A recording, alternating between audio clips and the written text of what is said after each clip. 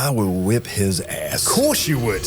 There are two characters, I believe, who in many ways are carving the same path, however diametrically opposed, I think, and at odds, and then not at odds, and then at odds again.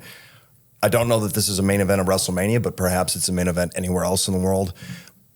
Indulge me, if you will. If you were to put Nick Aldis in his tights and boots and the Scrap Daddy Scrap Iron Adam Pearce in the one-strap singlet. Yeah, there is one thing. Hold on.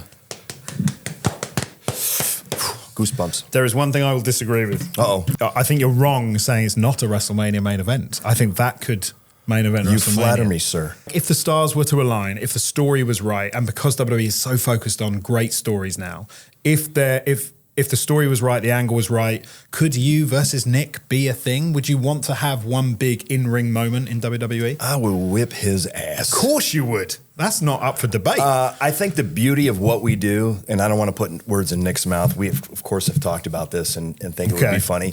What I think is awesome about even the possibility is that it's more than one group of fans of our business would get to have some fun with that. The people that only know us as the general managers, because that's a fun thing. Yeah. And then the people who know we're NWA champions and probably the two most visible of this generation and who would win. And so that's fun to kind of fantasy book in your mind. There. Yeah, there's a lot of fun. Such a good story there. I got a ton of respect for Nick. I think he's done everything exactly the right way and played his cards exactly right. Yeah. And he is still young enough that I would be shocked if at some point he didn't have his tights and boots on.